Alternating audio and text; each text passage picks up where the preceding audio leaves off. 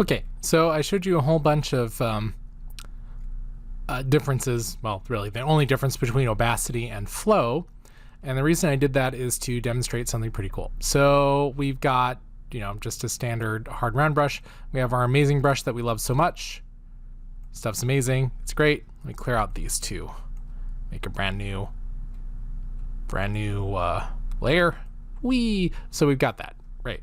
Let's say we had our color perfect. Let's say that we had our flow lowered because we wanted to have a lower flow on this so that it would produce this kind of soft ribbony effect, like it's a transparent ribbon, and we were happy when we wanted to store it. So we go about that generally with the brushes. So I have my custom brushes here, and I'll select that and I'll click the new brush, create new brush. Now keep in mind I can click that because I have a brush active. So click that, create new brush, and it has a couple of things. Hard elliptical, this is terrible, ribbon. Now, let's say green ribbon. So if we do that, we can include the color and we can include the tool settings. We could also include the capture brush size and preset. We'll talk about all that in a second. Tell it okay. Notice it has a little icon. It's so small, but if you guys can see this itty bitty little icon right here, this green blob, that means that it's got some color associated with it. And that also means this. So let's say that I had a red selected and I was painting away. If I click on this again, it will reload to green. More than that, because we told it to store all of the settings, if we crank the flow back up and we paint with it, when we click on it, it will reset the flow as well. Uh-oh. So, what do I personally recommend? It depends on the brush.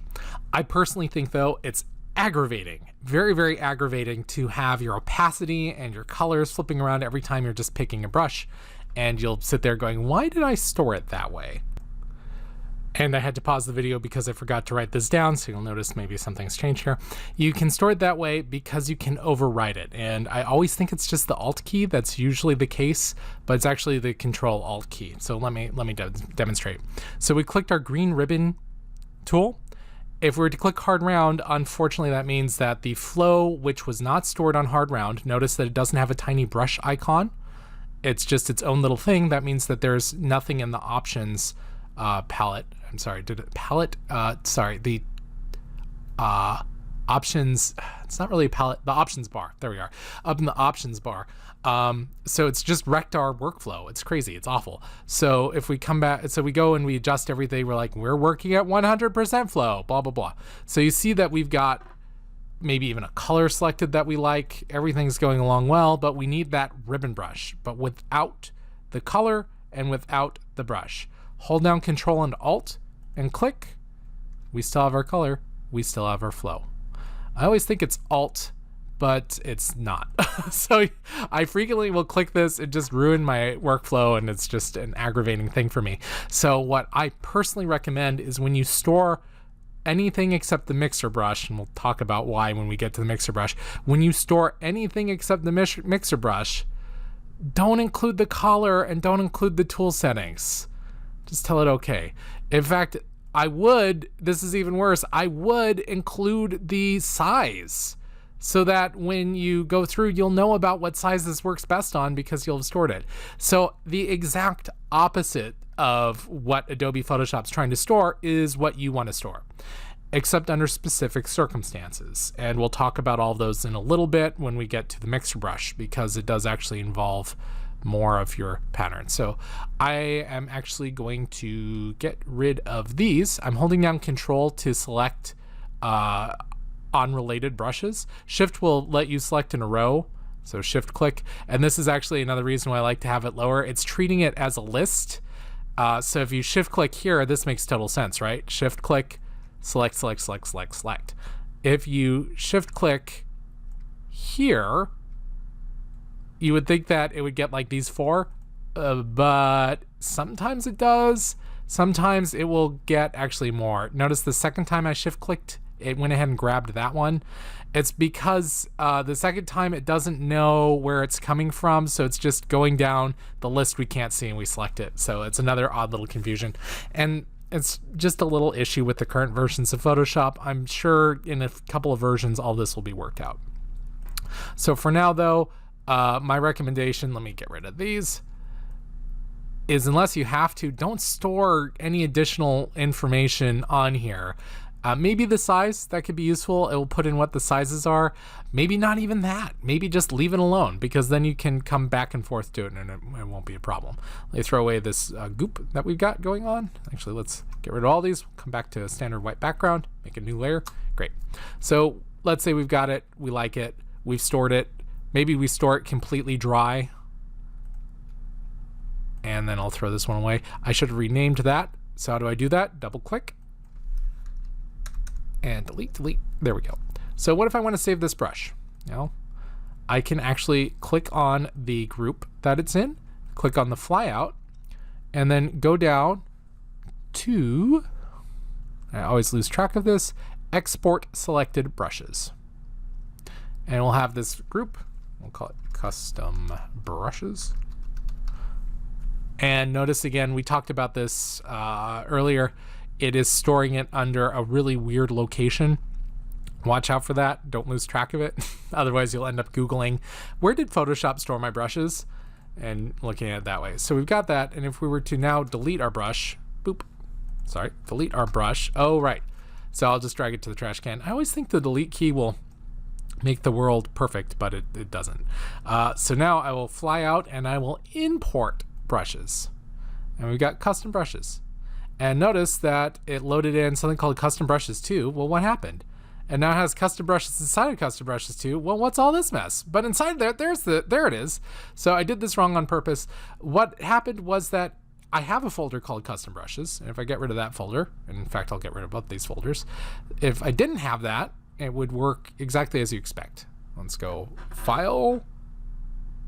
And I can never find it again for some reason. Import brushes, custom brushes. Boom. Now it has custom brushes. And inside of that, I have custom brushes again.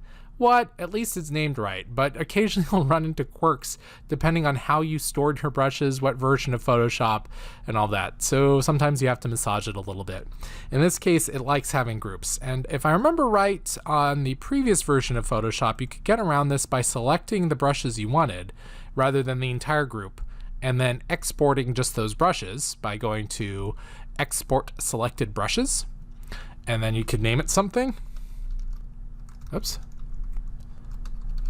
Now, in the previous versions, that meant that it would load into your group. So if I go import custom brushes now, it would do it, but I'm suspicious.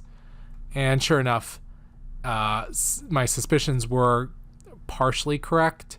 So without having that group selected, it did in fact only have brushes. It did in fact only have those brushes.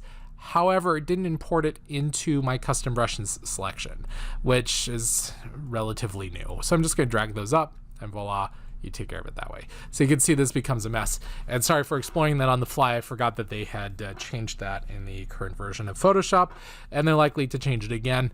And the new land of Adobe, nothing is sacred, not even undo. So keep on your toes when dealing with that. There's most likely a key command to override and append brushes, because there used to be one earlier as a right click in much earlier versions of Photoshop, but we'll explore that a little bit later. Let me show you one more thing. By default, you'll have the brush name and the brush stroke. You also want the brush tip. That will let you see what the shape is by itself, and that can be really useful in some cases. Look at our hard elliptical we produced. Like, this is just a line. I don't know anything about that. Hard elliptical is not a great name. That's not indicating anything else for me. Let me, in fact, throw these away. Shift click again to select them all in chocolate. But the tip, that dab right there, I'm going to refer to the tip as the dab because the dab is what's produced by the tip on a single click, and really that's what we're seeing right here. That tip is easy to tell what's going on. It's just this shape. It's the same thing we'd see as a preview. I turn flow back up to 100%. There we go. So now I have a good idea of exactly what's going on because I have the previews set. Past that, be a little cautious. You have the ability to restore default brushes. And it says restore the brushes defaults to let, man, can't talk today. Restore the brush defaults to the list of brush presets. Okay. What it just appended more. So this is, again, the appending problem in current versions of Photoshop. I'm hoping they fix this soon. In the older versions, you could append or replace. And that would mean that if you wanted, you could just wipe out everything by loading it in. And let me check real quick. Sometimes they'll do stuff where like the control key will let you do it. Let's try that real quick. Restore with the control key. Nope. And one more time with the alt key. Now you can see how I figure stuff out. Alt key, restore, or not. There we go. Restore, and nope. And try the shift key, restore. Okay, and nope. And let's try control and alt, and restore, and nope. And all three command keys at once, and restore, and nothing. But what we did was we overloaded with a bunch of brushes. So I'm going to shift click all of these groups and just throw them away. So in some of you guys are using older versions of Photoshop, and that's perfectly fine, but watch out if you have something called replace instead of append. It'll just load it on. And for those of us on the new one, just watch out in general, because now we just keep getting more and more brushes going on.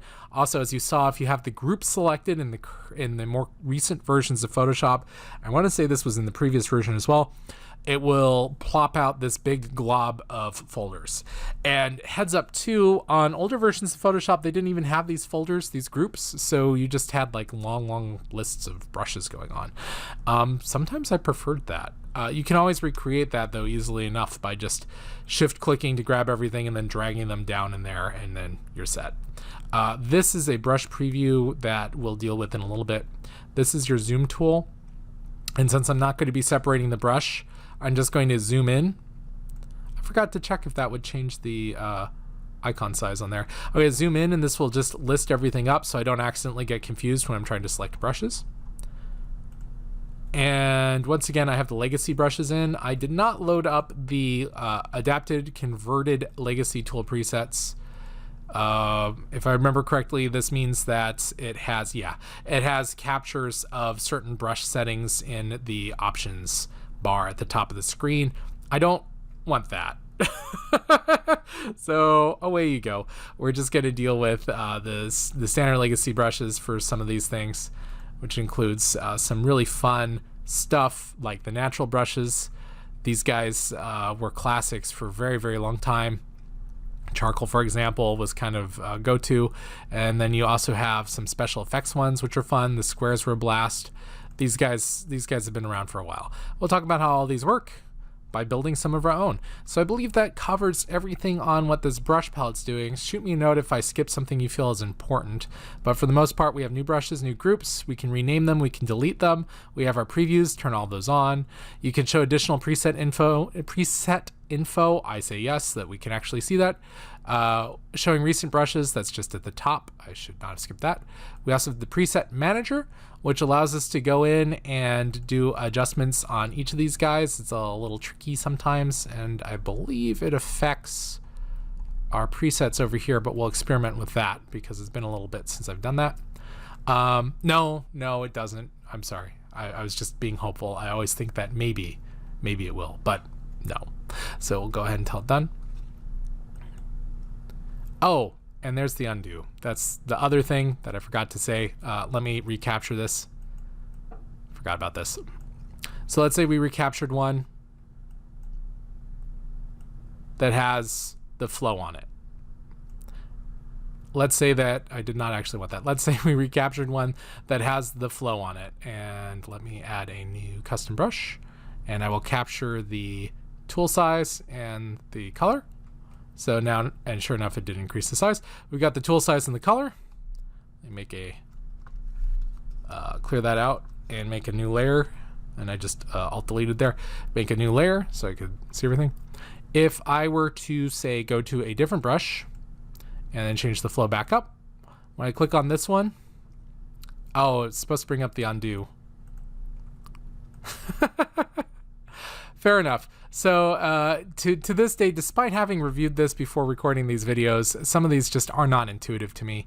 Again, it's why I simply don't capture it going in. Sorry about that little delay. I feel a bit foolish, But yeah, the undo apparently does not function on the current new brushes. So that's an absolute bummer. You think I would have remembered that one. So again, my advice is simply when you capture the brushes, don't check any of those and tell it okay, and your life will just be a lot simpler for it. The only time you're really going to need to do that is with the mixer brush. We'll talk about that in the end.